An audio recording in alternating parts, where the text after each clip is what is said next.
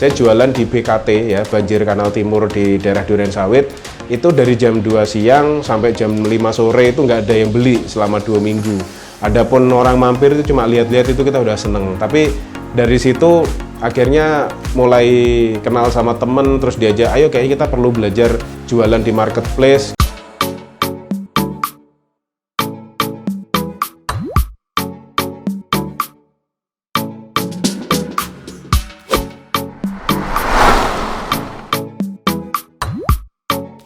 Assalamualaikum, berjumpa lagi dengan Fauzi. Saat ini saya berada di kawasan Depok untuk mengunjungi sebuah usaha UMKM yang mengolah frozen food.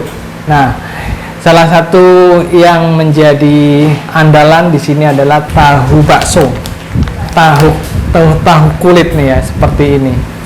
Nah, ini sebuah usaha yang dirintis sejak lama dan sangat laris di pasaran. Seperti apa kisah dan ceritanya, ikuti terus videonya sampai selesai.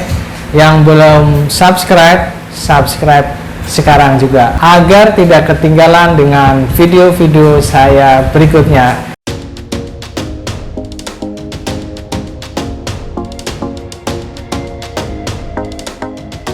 Assalamualaikum warahmatullahi wabarakatuh. Perkenalkan, nama saya Renanta Anindya Wardana, owner dari Tanabe Food. Usaha kami berdiri pada tanggal 10 Oktober 2015. Kala itu masih di Durensawit, Jakarta Timur. Usaha kami yang kami dirikan pertama yaitu Tanabe Food Distributor. Kenapa kami justru meninggalkan distributor? Padahal basic pendidikan saya adalah seorang pengolah hasil perikanan atau pengolah produk makanan. Karena kami kala itu sudah sadar bahwasanya konsumen, reseller atau orang-orang yang membeli produk kami adalah tonggak utama dari sebuah kesuksesan sebuah usaha. Oleh karena itu, kami fokus kepada membangun jaringan reseller. Produk kami mengambil dari saudara di Pacitan, yaitu produknya tahu bakso tuna merek Sabrina. Alhamdulillah kala itu kami di tahun 2015 sudah bisa memiliki 30 reseller, khususnya ada di Jakarta Timur, Jakarta Barat, dan Selatan. Dan juga ada di Bekasi, Depok, dan Bogor, tapi tidak terlalu banyak. Lalu pada tanggal 21 April 2018, kami mulai mendirikan Antaboga Aneka Pangan di Kota Depok, karena kami 2017 sudah pindah ke Kota Depok. Di Antaboga Aneka Pangan itu adalah divisi produksi, jadi di 2015 kami sudah membangun jaringan reseller dan sudah memiliki kurang lebih 30 reseller. Baru di tahun 2018 kami mendirikan divisi produksi dan kami memiliki produk sendiri, yaitu kala itu spicy chicken wing dengan merek Your Chick, dan alhamdulillah Your Chick sudah mereknya sudah dihakikan, jadi sudah memiliki hak paten untuk merek. Lalu di tahun 2020 kala itu saya mengikuti program inkubasi membangun jaringan reseller dari Kementerian KUKM, Koperasi dan Usaha Kecil Menengah. Kala itu saya mengikuti inkubator bisnis selama 3 bulan, yaitu fokus membangun jaringan reseller. Alhamdulillah dari reseller kami yang berjumlah 30, saat ini kami sudah memiliki 170 reseller yang tersebar di Jabodetabek, Pulau Bali, Palembang, dan juga di Pulau Jawa. Dan kami juga sudah pernah mengirim dari Sabang hingga Merauke menggunakan pesawat, menggunakan kargo yang 1 hari sampai. Lalu di tahun 2019 para konsumen kami menginginkan beberapa produk di dalam keadaan matang, lalu kami mendirikan kedai Tanabe, yaitu di platform penjualan makanan siap saji via online. Dan alhamdulillah hingga saat ini kami jalankan ke semuanya, dan kemarin masa pandemi justru kami pernah mengalami peningkatan hingga 400%, yaitu untuk produk kotak-kotak dan juga aneka frozen food kami yang lainnya. Dan saat ini best seller kami adalah bakso tahu walik sapi dan ayam. Alhamdulillah sudah memiliki izin edar MD BP POM. Jadi kami termasuk salah satu UMKM Kota Depok yang sudah memiliki izin MD BP POM. Saat ini kami sudah memiliki 20 produk yang fokusnya pada frozen food. Kami ada bakso tahu walik sapi dan ayam, karena memang mix sapi dan ayam sesuai dengan nama dari Badan POM. Lalu bakso tahu walik tadi ada yang varian pedas, ada bakso tahu sapi, terus bakso tahu sapi pedas, ada fish roll, ada rolade, otak-otak premium, ada cilok, ada siomay, kebab mini, Terus kami nanti juga ada pengembangan tentang dimsum seperti itu. Kami juga mempunyai sirup, alhamdulillah sudah PIRT dan halal karena sirup memang masih bisa PIRT. Lalu kita juga ada produk kerupuk ikan.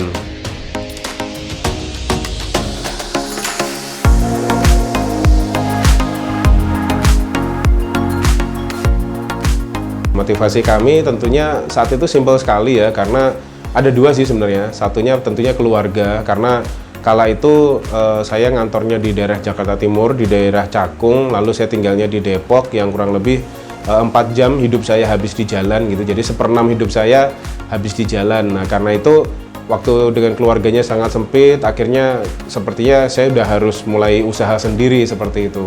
Terus yang kedua memang kembali lagi ke pengembangan diri ya, karena saya juga sudah 5 tahun sebagai manajer QA and production dan juga purchasing. Jadi untuk membangun sebuah produk saya sudah paham dari A sampai Z, dari hulu hingga hilir.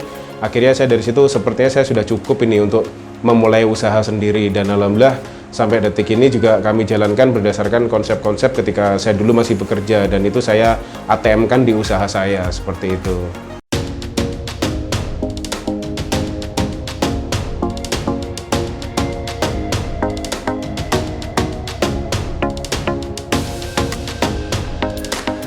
Dalam menentukan produk, kala itu memang karena basic saya di perikanan, saya juga melakukan survei pasar, produk apa yang sekiranya diminati di pasar. Kala itu memang saya harus melakukan riset ya, dan riset itu saya menggunakan metode try and error. Jadi saya coba, jadi ketika saya memutuskan saya mau jualan tahu bakso tuna, kala itu memang di Jakarta sih sudah ada, tapi merek lain dari Pacitan juga, tapi dari segi rasa tuh banyak yang bilang kadang suka gatel, terus kadang nggak konsisten bumbu dan rasanya. Nah akhirnya saya waktu itu memang datang ke Pacitan sendiri, ke saudara saya, lalu saya datang ke 4 pabrik, saya beli masing-masing 2 pack, saya goreng di rumah, di tempat saudara saya suruh icip-icip. Ternyata akhirnya muncullah satu merek Sabrina ini yang punya kakak saya. Nah akhirnya dari situ, berbekal itu saya mulai beli, kalau itu sekali beli 200 pack, saya bawa ke Jakarta di Durensawit, saya mulai pasarkan. Awalnya saya belum menggunakan pemasaran secara online ya, karena kala itu saya masih berpikir masih belum dapat ilmu lah dan belum memiliki gambaran gitu. Yang penting saya jualan. Nah kala itu saya pernah 2 minggu di awal usaha saya jualan di BKT ya, Banjir Kanal Timur di daerah Durensawit. Itu dari jam 2 siang sampai jam 5 sore itu nggak ada yang beli selama 2 minggu. Adapun orang mampir itu cuma lihat-lihat, itu kita udah seneng. Tapi dari situ akhirnya mulai kenal sama temen, terus diajak, ayo kayaknya kita perlu belajar jualan di marketplace. Kala itu saya diajak jualan di Tokopedia, terus Toko Bagus, saat ini OLX, terus dan juga Bukalapak. Nah akhirnya dari situ berkembang. 2019 saya mulai jualan di Shopee juga, dan alhamdulillah sekarang kami fokus 100% via online di marketplace Tokopedia dan Shopee. Kami fokus 2 itu. Lalu pemasarannya via sosial media, kami punya Facebook, punya Instagram, TikTok, dan juga YouTube. Dan landing page-nya kami adalah WA yang kami jadikan untuk mengumpulkan database, membangun jaringan reseller, lalu juga untuk follow up dan closing seperti itu.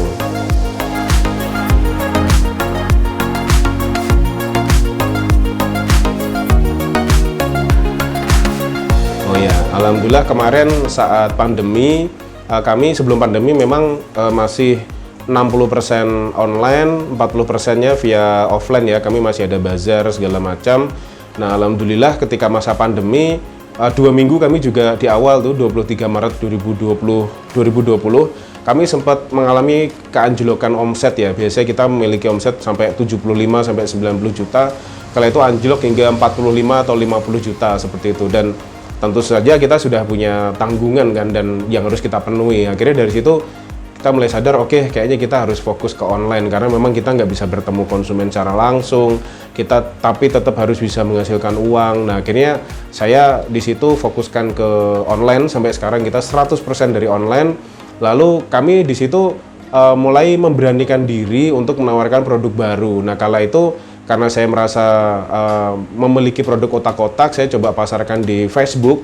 Akhirnya alhamdulillah ada yang ngejabri saya, menginginkan 1 hari itu 1 hingga 2 ton, alhamdulillah. Nah itu saya pikir kayak nggak serius gitu kan, atau main-main, ini beneran atau enggak gitu. Pasti orang ketika pandemi kan takutnya ada masalah penipuan atau segala macam. Nah akhirnya dari situ saya mulai diskusi dengan adik saya yang di pabrik kotak-kotak, dan ternyata alhamdulillah itu benar gitu kan. Alhamdulillah kita untuk pabrik aja dari si satu distributor ini bisa 1 hingga 2 ton per hari.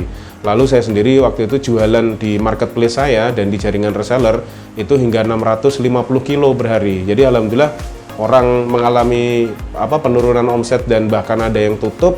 Alhamdulillah kami justru mengalami peningkatan 400%, dan alhamdulillah sampai diliput media cetak ya, kalau itu ya di media online juga seperti itu, alhamdulillah. Ya, nah kalau otak-otak ini memang nggak berlangsung lama ya, hanya dari April hingga 5 Agustus, saya ingat sekali 5 Agustus 2020. Karena apa? Kala itu karena otak-otak memang lagi viral, bahkan perusahaan-perusahaan sosis saja, perusahaan-perusahaan frozen food yang notabene-nya sudah menengah ke atas itu mulai ikut jualan otak-otak juga gitu, karena dilihat pasar otak-otak waktu pandemi itu gede gitu, ada potensinya lah. Nah akhirnya di situ terjadi persaingan harga dan otak-otak kami juga lambat laun akhirnya menurun. Tapi alhamdulillah dari situ kami nggak menyerah, kami terus berinovasi membuat produk, dan ketemulah sekarang ini bakso tahu wale. Nah bakso tahu wale ini alhamdulillah kami sudah bisa memproduksi 200 hingga 300 pack per hari, dan bisa laku sama 200 hingga 300 pack. Dan alhamdulillah setiap produksi langsung kirim, langsung habis, langsung kirim, langsung habis. Dan alhamdulillah karena kami merasa itu best seller, kemarin kami urus sertifikat MDBP POM-nya dan sudah keluar. Jadi produk bakso tahu wale kami alhamdulillah sudah memiliki izin edar MDBP POM.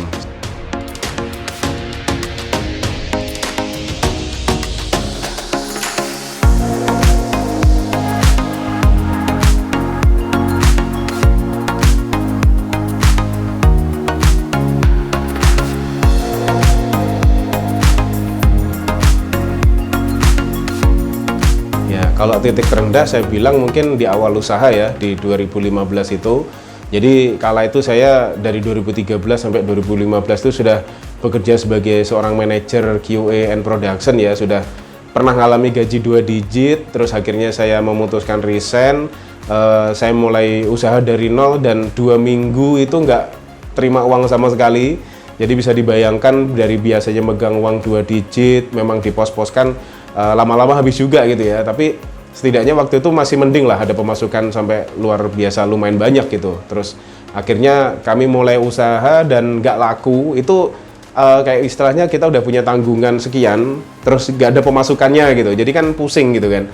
Nah akhirnya alhamdulillah dari situ ya udah kita berinovasi, ketemu temen, terus diajakin jualan di Tokopedia tadi, di Toko Bagus sama Bukalapak. Alhamdulillah kami dari situ mulai terjadi peningkatan. Kami sudah bisa memiliki reseller sampai 30, coba bayangkan. Jadi dari 0 sampai jadi from zero to hero-nya tuh di situ. Jadi 2 minggu pernah nggak ngalami sama sekali omsetnya nggak dapat, karena memang orang juga belum terlalu paham kan produk ini. Nah akhirnya kami titik baliknya adalah itu, mulai berjualan di marketplace. Kami mulai membangun jaringan reseller. Kalau dulu di marketplace orang nanya nomor WA kita masih kita bisa kasih gitu. Kalau sekarang nggak bisa, akan di-ban sama marketplace-nya. Jadi pintar-pintar kita aja mengolah gimana produk kita tuh bisa dipasarkan secara gratis ya. Sebenarnya kalau marketplace itu nggak hanya untuk jualan, kalau kami strategi kami, tapi juga untuk iklan gratis bahasanya. Jadi karena orang kan sekarang mudah sekali mengakses internet dan marketplace. Jadi kami ngiklan di marketplace itu tidak 100% menginginkan terjadi closing di sana, tapi kami pengen ada banyak orang yang tahu produk kami, terus nanti dia bisa chat atau diskusi. Nanti dari situ mulai kami bertukaran nomor WA, terus kami follow up di WA, dan alhamdulillah closing di sana, dan bahkan closingnya lebih gede daripada di marketplace. Mungkin kalau di marketplace karena pengiriman kami hanya fokus ke ojek online ya, karena same day hanya 7 kilo dan instan itu 20 kilo, tapi kalau via WA itu bahkan bisa 100 hingga 200 pack sekali kirim, dan itu kami kirim menggunakan mobil pribadi seperti itu.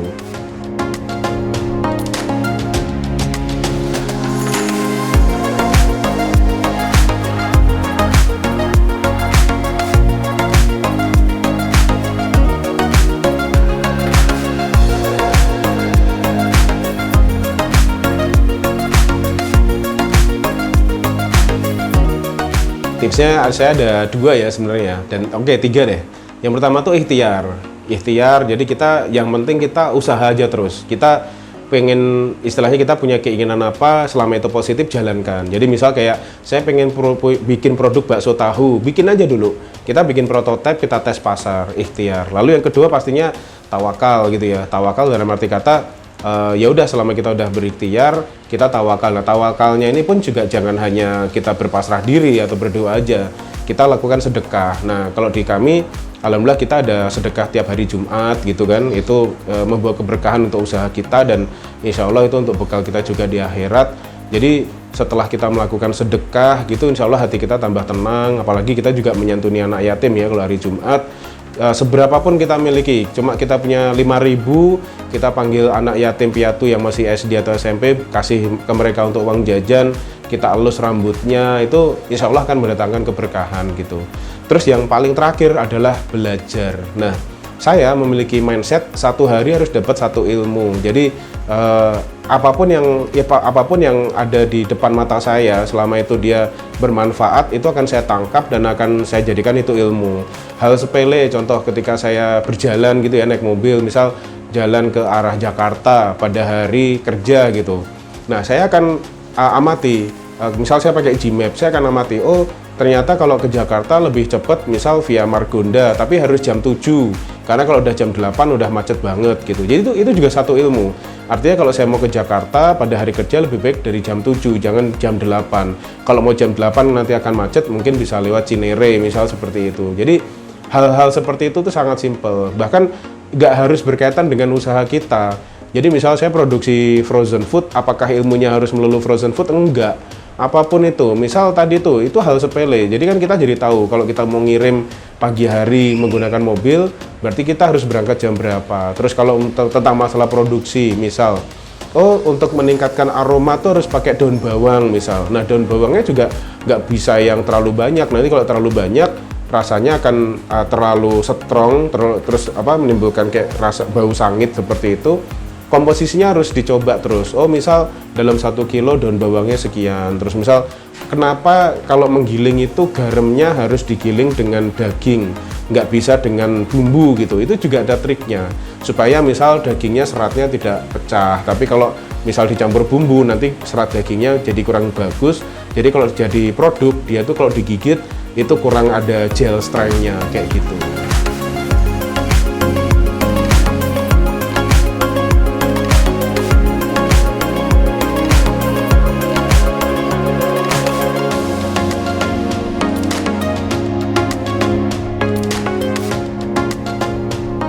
Alhamdulillah memang di kampus saya juga aktif ya di di pendidikan juga, di akademis, dan memang saya juga bekerja 5 tahun basicnya di manajemen mutu dan produksi. Itu semua memberikan banyak hasanah ilmu gitu pada diri saya. Terus ditambah dari 2019 awalnya tuh tidak sengaja sih ya saya bilang ya. Jadi ada Kementerian Kelautan Perikanan mengundang saya pada tanggal 16 Desember 2019 itu. Di situ saya dinilai sebagai pelaku usaha perikanan yang bisa menjadi contoh lah untuk adik-adik di kampus saya gitu. Akhirnya saya diundang, ada beberapa pemateri yang datang dari Bank BNI juga, terus dari stakeholder dari Kadin juga diundang, terus MC-nya juga Mas Panji Pragiwaksono, stand up komedian. Kala itu pecah gitu, Pak Menteri datang, semuanya ada. Di situ akhirnya menjadi personal branding akhirnya. Oh, ternyata Renanta udah mulai dipanggil kementerian nih. Nah, akhirnya dari situ pelan-pelan dari Dinas Pendidikan Provinsi Banten pernah mengundang saya untuk cerita ke depan guru pelajaran kuliner. Lalu akhirnya saya 2020 tadi saya cerita saya mengikuti pelatihan inkubasi bisnis membangun jaringan reseller selama 3 bulan coba. Artinya 3 bulan itu saya mendapatkan banyak ilmu sekali. WA marketing, Facebook marketing, IG marketing, YouTube marketing, semuanya dapat di situ. Dan akhirnya dari situ saya mulai paham, saya jalankan ilmu-ilmu yang saya sudah dapat, saya terapkan, dan ternyata alhamdulillah berdampak positif untuk usaha saya. Bahkan tadi saya cerita masa pandemi saya pernah mengalami 400% kenaikan. Dari situ akhirnya para UMKM ini pengen belajar terus akhirnya mereka menyarankan gitu ke orang dinasnya nih, undang Pak Renanta untuk ngajar. Dan ternyata benar, alhamdulillah ketika diundang, alhamdulillah pelatihannya pecah, orang banyak nangkep ilmu yang saya berikan. Akhirnya dinas, kelurahan, kecamatan mulai ngundang saya. Terus Bank BJB juga langganan tetap, itu sering ngundang saya juga untuk mengisi pelatihannya di Bincang Jumat Bisnisnya. Lalu ada juga saat ini saya malah megang 3 pendampingan ya, yaitu fasilitator Kementerian Kominfo tahun 2022, sebelumnya 2021 juga saya megang wilayah Kota Depok. Lalu pendamping UMKM Jabar Juara Kota Depok tahun 2022, ini tahun pertama saya menjadi pendamping UMKM. Yang ketiga, saya sebagai pendamping UMKM pemerintah Kota Depok dan saya menjadi koordinator Kecamatan Sawangan. Nah, dari situ alhamdulillah menjadi personal branding lagi, pelatihan malah jadi tambah banyak karena orang dinas semakin mengenal saya dan orang dari kelurahan, kecamatan itu akhirnya menggunakan jasa saya untuk pelatihan di lingkungan pemerintahan kelurahan dan kecamatan.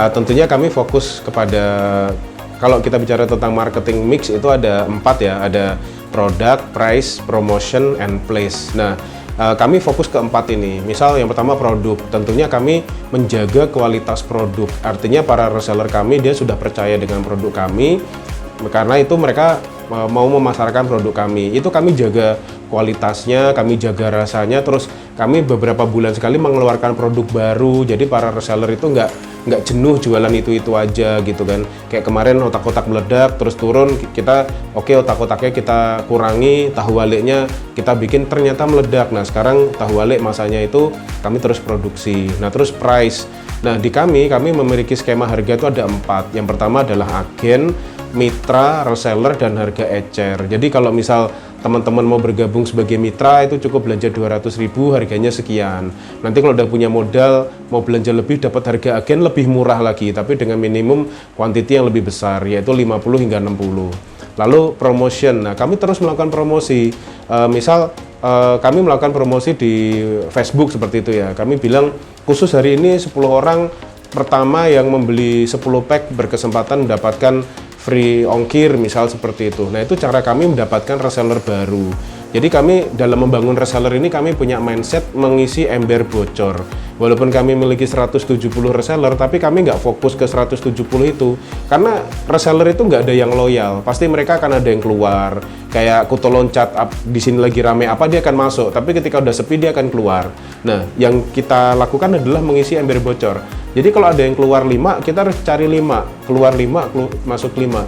Itu menggunakan teknik namanya daily 5 kalau kami bilang, yaitu daily 5, 5, 5, 5-nya 3 kali. 5 yang pertama harus mendapatkan 5 kontak baru dari Facebook, IG, TikTok, YouTube. Jadi kami menggunakan lead magnet, lalu kami arahkan ke WA, itu langsung kami simpan. Jadi mendapatkan 5 nomor baru. Nah, nomor-nomor yang sudah disimpan, kita usahakan di follow up, kita hubungi mereka minimum 5 nomor. Nah, setelah di follow up baru usahakan 1 hari minimum ada 5 yang closing. Jadi daily 5 itu atau harian 5 itu cari 5 kontak baru, terus follow up 5 kontak yang sudah tersimpan, lalu lakukan minimum closing 5 orang yang sudah menjadi reseller atau yang sudah kita simpan itu tadi. Seperti itu teknik kami.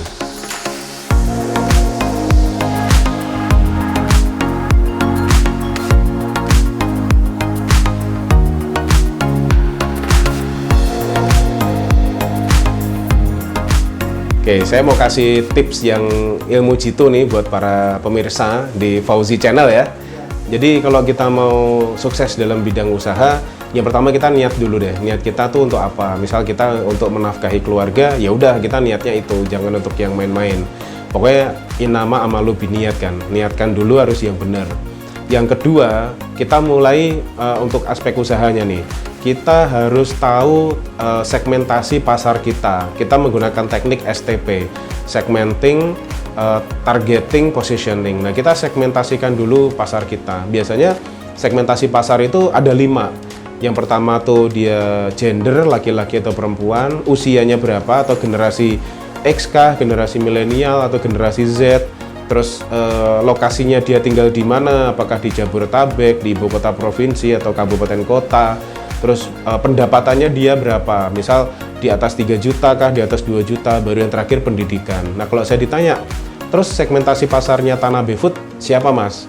gender saya akan fokus ke perempuan, karena perempuan itu dia nggak egois. Dia kalau terus kaitannya kedua, untuk usia 25 hingga 40. Nah 25 sampai 40 ini biasanya wanita dia sudah berkeluarga atau mamah muda lah ya. Nah itu dia biasanya beli untuk dirinya sendiri, untuk suaminya, untuk anaknya, untuk orang tua dan mertua. Jadi kalau kita nembak perempuan aja udah ada 5 akan ada 5 potensi lah yang akan membeli produk kita. Setelah usia tadi tinggal di mana atau lokasinya di mana. Kami fokus Jabodetabek. 170 reseller saya itu 80%-nya di Jabodetabek. 20%-nya dari Pulau Jawa, Bali, terus Palembang, terus yang saya pernah kirim ke Aceh lah sampai Merauke itu hanya 20%. Nah, lokasinya kami fokus di Jabodetabek. Makanya di marketplace kami hanya menggunakan ojek online, same day dan instan itu saja. Apakah itu istilahnya nggak sayang mas kalau nggak pakai ekspedisi? Nggak, kami fokuskan aja di Jabodetabek. Dan alhamdulillah sampai sekarang kami memiliki omset 2,5 hingga 3 juta bahkan per hari seperti itu. Nah, lalu yang keempat tadi adalah penghasilan. Kami fokus ke orang-orang yang memiliki penghasilan 2 juta. Loh, kok 2 juta gitu kan? 2 juta itu kalau dibagi 30 hari kan sekitar 70.000. Nah, kami memiliki strategi kenapa 70.000 per hari, karena kami mikir 70.000 itu dia harus bisa beli beras seliter lah paling nggak ya, terus beli sayur, terus beli lauk lah, beli gula, beli teh, paling nggak ada sisa uang 15.000 untuk membeli produk kami. Nah, makanya dari penghasilan 70.000 ini atau 2 juta per bulan, segmentasi atau harga produk kami di bawah 15.000 semua, supaya orang bisa membeli produk kami. Karena dengan penghasilan 70.000 per hari, insya Allah harga 15.000 mah kebeli gitu kalau analisa kami. Nah, yang terakhir adalah pendidikan. Nah, pendidikan yang kami tetapkan adalah minimum SMA. Kenapa minimum SMA?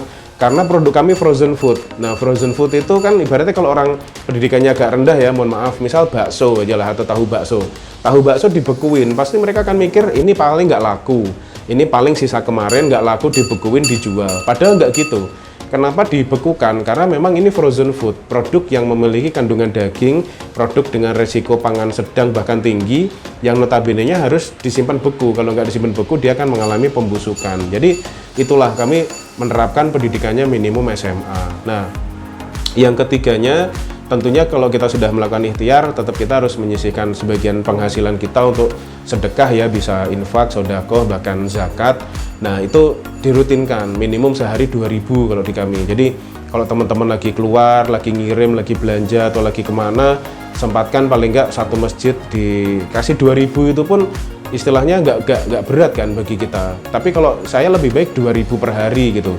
Kalau kali sebulan hanya 60.000. Kalau misal dibandingkan dengan satu kali sebulan 100.000, kalau keyakinan saya tetap mendingan 2.000 per hari, karena insya Allah Subhanahu Wa Taala itu kan menilai dari konsistensi dan dari bukan gede nilainya lah, tapi dari kita konsistensi memberinya 2.000 per hari, 2.000 per hari, tapi kontinuitasnya lah. Nah, seperti itu tuh insya Allah lebih baik daripada sebulan sekali tapi 100.000 gitu. Itu menurut saya. Jadi semoga 3 tips ini tadi, yaitu niat, kenali segmentasi pasar, dan jangan lupa melakukan sedekah untuk keberkahan usahanya. Semoga bermanfaat buat teman-teman semuanya.